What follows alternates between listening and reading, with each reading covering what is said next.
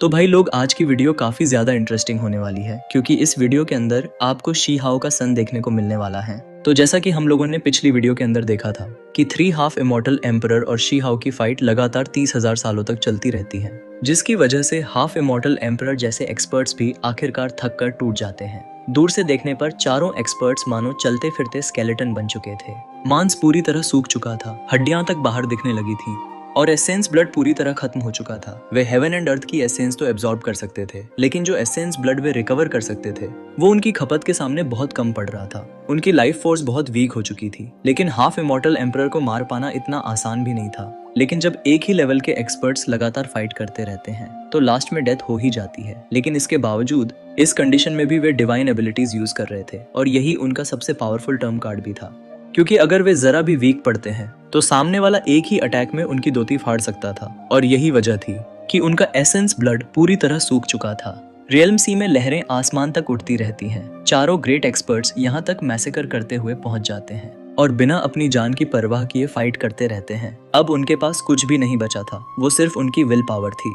और शी हाओ की एम्बॉडीड बॉडी पहले ही डिस्ट्रॉय हो चुकी थी, इसलिए वो फिर से उसे क्रिएट नहीं कर सकता था और ना ही नया ट्रू सेल्फ बना सकता था। असल में अगर उसने उसे ब्लास्ट ना किया होता तब भी फिर से क्रिएट कर पाना बहुत मुश्किल था, क्योंकि तीनों हाफ इमॉर्टल एम्परर लगातार उसे सप्रेस कर रहे थे। स्टार्टिंग में शी हाओ ने पागलों की तरह ब्लडी फाइट की थी, तो वहीं तीनों हाफ इमॉर्टल एम्परर भी पूरी तरह पागल हो चुके थे। वे इसी बैटल में शी हाओ को किल करना चाहते थे, क्योंकि उन्हें डर था कि अगर वो बच निकला तो फ्यूचर में एक भयानक डिजास्टर बन जाएगा। तो दूसरी ओर ग्रैंड एम्परर और फेदर एम्परर अंदर से बहुत गुस्से में थे, क्योंकि पहले ही वे सीरियसली इंजर्ड हो चुके थे और शी हाओ के सामने वे अपनी फुल स्ट्रेंथ नहीं दिखा पा रहे थे। तो दूसरी ओर डार्कनेस ग्रेट आर्मी पहले ही रेल्म सी के दूसरे छोर तक मैसेकर करते हुए बढ़ चुकी थी।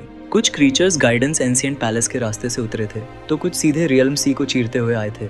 शी हाओ और तीनों एम्पायर्स की बैटल भी रेल्म सी तक फैल गई थी। शी हाओ नहीं चाहता था कि वे दूसरे शोर तक पहुंचे, लेकिन हजारों साल तक फाइट करने की वजह से बैटलफील्ड खिसकता हुआ लास्ट में फाइट डैम के पास पहुंच गया था। वहां शोर पर बहुत सारे क्रीचर्स मौजूद थे। इतने सालों बाद भी इंटेंस बैटल लगातार चल रही थी। इमॉर्टल डोमेन भी बुरी तरह कांप रहा था। अनगिनत कल्टीवेटर्स यहाँ मर चुके थे। गाइडेंस एंशिएंट पैलेस के उतरने के बाद सभी क्लैंस के एक्सपर्ट्स को मार मार कर इतना कमजोर कर दिया गया था कि वे काउंटर अटैक भी नहीं कर पा रहे थे।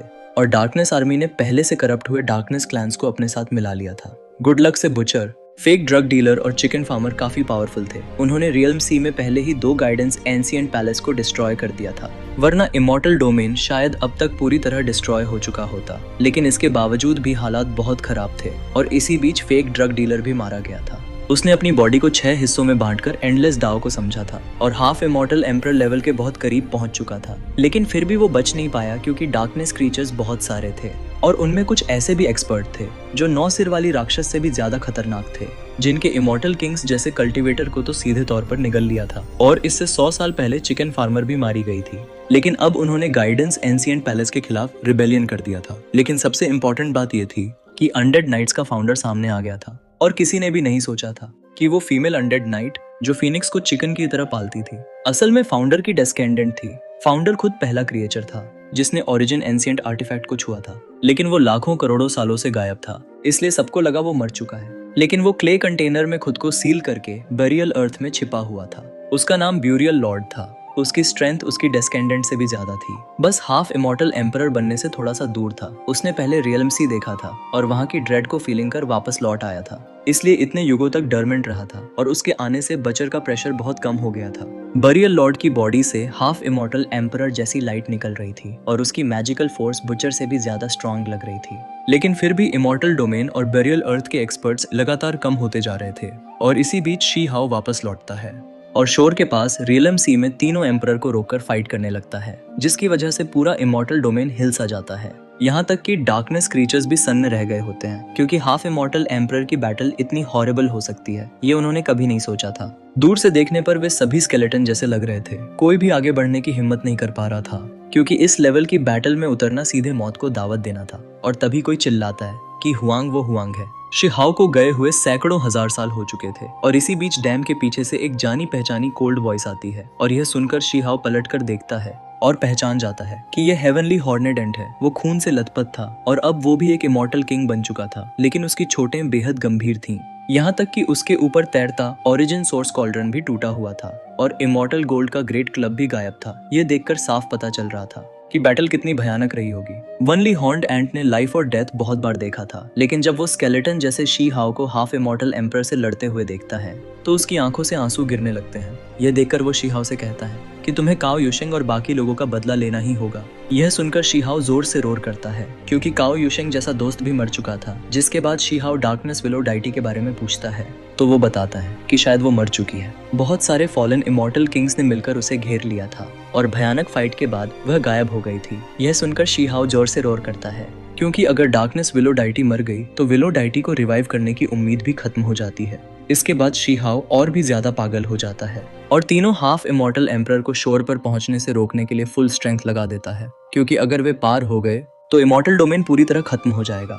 जिसके बाद शी हाओ एक प्लेस की ओर देखता है जहां उसका सन नया लिटिल स्टोन और 800 ओल्ड सोल्जर्स के साथ बैटल कर रहा था। यह देखकर उसकी आंखों से आंसू बहने लगते हैं क्योंकि ये वही पुराने सोल्जर्स थे जिन्हें दुनिया मरा हुआ मानती थी, लेकिन जिन्हें उसने डिवाइन ओरिजिन लिक्विड में सील किया था। वे अब उसके बेटे के साथ फाइट कर रहे थे और अगले ही पल तीनों हाफ इमॉर्टल एम्परर शी हाओ को गंभीर रूप से इंजर्ड करके डैम वर्ल्ड में घुस जाते हैं। यह देखकर फेदर एम्परर हंसता है और फिर ग्रे एम्परर कहता है कि अब बहुत देर हो चुकी है, बैलेंस पूरी तरह टूट चुका है क्योंकि फॉलन किंग्स और डार्कनेस मैटर से उन्हें फिर से एसेंस एनर्जी मिलने लगी थी। और इसी बीच ग्रे एम्परर बोलता है कि ये बैटल अब लगभग खत्म हो चुकी है। ये सुनकर दोनों हाफ इमॉर्टल एम्परर भी मान जाते हैं कि अब बैलेंस टूट चुका है और उन्हें पूरा यकीन हो जाता है कि अब वे शी हाओ को मार सकते हैं, क्योंकि यह इमॉर्टल डोमेन था जहाँ शी हाओ को हर कदम बहुत संभल कर रखना पड़ेगा। तो दूसरी ओर यह सुनकर इमॉर्टल डोमेन के कई एक्सपर्ट्स की बॉडी कोल्ड हो जाती है और तभी अचानक हेवनली हॉर्न्ड एंट जोरदार रोर करता है और उसकी आवाज सुनकर बाकी सभी इमॉर्टल किंग्स पागलों की तरह फाइट में कूद पड़ते हैं। और उसी समय एक यंग इमॉर्टल किंग आगे आता है जो देखने में शी हाओ जैसा ही लग रहा था और वो शी हाओ की तरफ मैसेकर करता हुआ पहुंचना चाहता था। और यह और कोई नहीं बल्कि नया लिटिल स्टोन था जो रियल में शी हाओ का लौंडा है। इसका नाम शी फैन है, लेकिन नोवेल के अंदर इसे नया लिटिल स्टोन बोला जा रहा है, इसलिए मैं इसे नया लिटिल स्टोन ही कहूंगा। जिसके बाद नया लिटिल स्टोन साउंड ट्रांसमिशन के जरिए अपने पिता से कहता है कि फादर, आपका ब्लड मेरे अंदर बहता है, आपकी सोल की इनहेरिटेंस भी मेरे पास है। मैं आपको थोड़ा एसेंस ब्लड लौटा सकता हूँ, आपकी फाइटिंग स्ट्रेंथ को थोड़ा और बढ़ा सकता हूँ। ये सुनकर शी हाओ अचानक अपना सिर उठाता है और फिर फादर और सन के बीच एक अजीब सा कनेक्शन फील होता है। और अगले ही पल शी हाओ को अपने दिल में काफी ज्यादा पेन होता है। उसकी वाइफ, उसका बेटा और उसके अपने लोगों को उसने स्टोन विलेज के अंदर सील कर दिया था। और टाइम इसी तरह बीतता चला गया और वो फिर से कभी लौट ही नहीं पाया। वो बस अकेले फाइट करता रहा और आज उसे अपने ही बेटे को भी खोना पड़ेगा। यह कहते हुए उसके दिल में पेन होने लगता है और तभी दूर से एक जोरदार धमाका होता है और नया लिटिल स्टोन मैसैक करता हुआ आगे बढ़ रहा होता है। उसकी पूरी बॉडी खून से ढकी हुई थी क्योंकि वो एक फॉलन इमॉर्टल किंग से ब्लडी बैटल कर रहा था। उसकी बॉडी पर हर जगह इंजरीज थीं, लेकिन फिर भी वो पुराने जनरेशन के किंग्स को निपटाता चला जा रहा था। और तभी 800 ओल्ड सोल्जर में से कुछ आसमान की तरफ देखते हुए निपट जाते हैं और अब 800 सोल्जर में से आधे से भी कम रह गए थे, लेकिन किसी के भी चेहरे पर मौत का डर नहीं था। वही नया लिटिल स्टोन अंदर ही अंदर अपनी मौत की ओर बढ़ रहा था और वो अपने ब्लड एसेंस को इकट्ठा करने लगता है ताकि उसे अपने पिता को सैक्रिफाइस के रूप में दे सके और शी हाओ की ट्रू ब्लड को फिर से रिवाइव कर सके। यह देखकर शी हाओ आसमान की ओर दहाड़ता है, उसकी पूरी बॉडी कांपने लगती है और वो अगले ही पल इमॉर्टल पावर रिलीज करता है, जिसके प्रेशर से तीनों हाफ इमॉर्टल एम्परर पीछे खिसके हुए चले जाते हैं और शी हाओ की सोर्ड घूमते हुए एक दबंग फिस्ट इम्प्रिंट रिलीज करती है, जो देखकर ग्रे एम्परर, ग्रैंड एम्परर और फेदर एम्परर तीनों पीछे हटते हैं, लेकिन उनकी बॉडी पर क्रैक पड़ जाते हैं। और इसी बीच शी हाओ सीक्रेटली साउंड ट्रांसमिशन के जरिए नए लिटिल स्टोन यानी अपने बेटे से कहता है कि तुम वापस लौट जाओ, क्योंकि शी हाओ अपने बेटे को अपना ब्लड और सोल सैक्रिफाइस करते हुए कैसे देख सकता था। और उन 800 ओल्ड सोल्जर्स को मरते हुए देखना तो और भी अनबेरेबल था। इसके बाद शी हाओ अपना एक हैंड बढ़ाता है और फॉलन किंग्स एक एक करके मरने लगते हैं, क्योंकि यह एक हाफ इमॉर्टल एम्परर का अटैक था।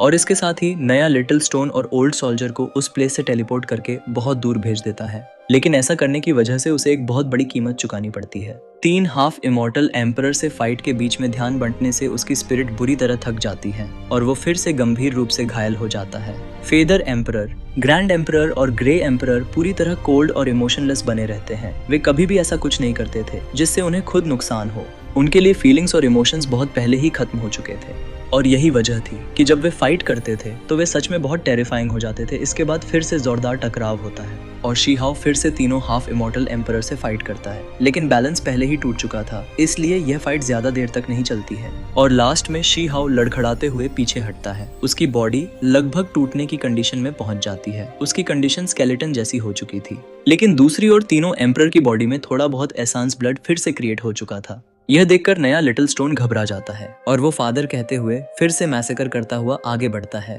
और इस बार सच में वो खुद को सैक्रिफाइस करने लगता है ताकि शी हाओ की स्ट्रेंथ रिकवर हो सके। रास्ते में एक फॉलन इमॉर्टल किंग उसे रोकने आता है, लेकिन ये देखकर नया लिटिल स्टोन पागलपन में टूट पड़ता है, लगातार उसे पंच मारता है। वो किसी अनमैच्ड यंग वॉर गॉड जैसा लग रहा था। स्टोन क्लैन लिनेज की ब्रेवरी साफ छलक रही थी। उसने शी हाओ का टैलेंट और करेज इनहेरिट किया था।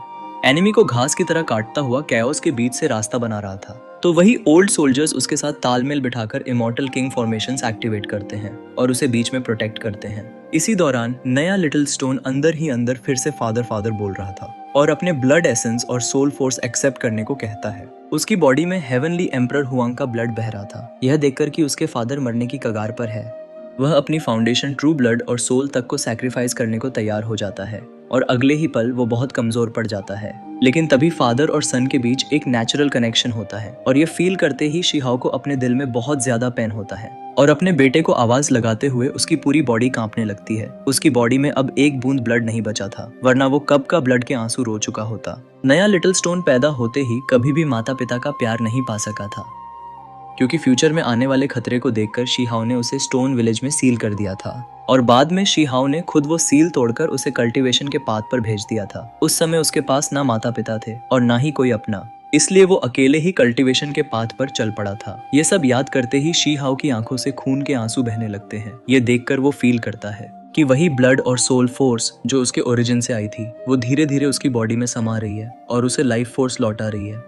यह फील करते ही उसकी अंतहीन पीड़ा एक जलते हुए किलिंग इंटेंट में बदल जाती है। तब एक जोरदार धमाके के साथ शी हाओ पागलपन में तीनों हाफ इमॉर्टल एम्परर पर टूट पड़ता है। उसकी वाइटैलिटी थोड़ी सी रिवाइव होने लगती है और एक भयानक टकराव में ग्रे एम्परर की बॉडी चकनाचूर होकर डिस्ट्रॉय हो जाती है। यह देखकर फेदर एम्परर गुस्से से चिल्लाता है क्योंकि उसका एक पूरा विंग्स शी हाओ ने नोच लिया था। ये बैटल इतनी खौफनाक हो जाती है कि खुद शी हाओ भी बुरी तरह घायल हो जाता है, यहाँ तक कि उसका एक राइट आर्म अलग हो जाता है। भले ही वो अपनी बॉडी को फिर से रीजेनरेट कर लेता है, लेकिन खपत इतनी भयानक थी कि रिकवर किया हुआ एसेंस ब्लड फिर से खत्म हो जाता है। यह देखकर तीनों हाफ इमॉर्टल एम्परर भी पागल हो जाते हैं और फॉलन किंग्स का ब्लड एब्जॉर्ब करने लगते हैं, जिसके चलते डार्कनेस आर्मी के कई बड़े लीडर्स वहीं खत्म हो जाते हैं। इसी बीच नया लिटिल स्टोन कमजोर आवाज में फादर कहकर पुकारता है और फिर से खुद को सैक्रिफाइस करने की कोशिश करता है। यह देखकर ओल्ड सोल्जर्स की आंखें लाल हो जाती हैं। वे टूटी हुई बॉडी को संभालते हुए उसके चारों ओर इकट्ठा हो जाते हैं, नए लिटिल स्टोन को सैक्रिफाइस करने से रोकने की कोशिश करते हैं। लेकिन यह सुनकर नया लिटिल स्टोन बहुत कमजोर आवाज में कहता है कि मेरे फादर को फिलहाल मेरी जरूरत है। ये देखकर तीनों हाफ इमॉर्टल एम्परर सब कुछ समझ जाते हैं कि शी हाओ अचानक इतना स्ट्रॉन्ग कैसे हो गया था। यह जानकर वे तीनों पागलों की तरह अटैक करने लगते हैं। यह देखकर शी हाओ भी अपनी जान की परवाह किए बिना उन्हें रोकने में लग जाता है, क्योंकि अगर वे आगे बढ़े तो सब खत्म हो जाएगा। इसी बीच नया लिटिल स्टोन बेबस होकर कहता है कि मुझ में अब स्ट्रेंथ नहीं बची है, मैंने अपना सारा ब्लड और सोल को अपने फादर को दे दिया है। यह सुनकर ओल्ड सोल्जर फूट फूट कर रो पड़ते हैं और तभी अचानक एक सिल्वर आर्मर पहने हुए मिडिल एजेड पर्सन आगे आता है और वो नए लिटिल स्टोन का हाथ पकड़कर उसे ओल्ड सोल्जर्स को दे देता है और फिर वो कहता है कि यह बेकार चाचा उसकी जगह लेगा और यह पर्सन छिन हाओ था, शी हाओ का लिटिल ब्रदर। यह सुनकर नया लिटिल स्टोन अंकल कहते हुए रोने लगता है, जिसके बाद छिन हाओ नए लिटिल स्टोन को वहां से ले जाने को कहता है और फिर आसमान की ओर दहाड़ते हुए अपनी बॉडी को डिस्ट्रॉय कर देता है, खुद को यहीं पर सैक्रिफाइस कर देता है। यह देखकर नया लिटिल स्टोन जोर से अंकल कहकर चिल्लाता है और तभी फेदर एम्परर दहाड़ते हुए कहता है कि सब कुछ डिस्ट्रॉय कर दो, जो सुनकर शी हाओ पागल हो जाता है और तीनों को जबरदस्ती रियल्म सी की ओर धकेल देता है क्योंकि वह उन्हें मनमानी नहीं करने दे सकता था। लेकिन साथ ही उसके दिल में बहुत ज्यादा पेन हो रहा था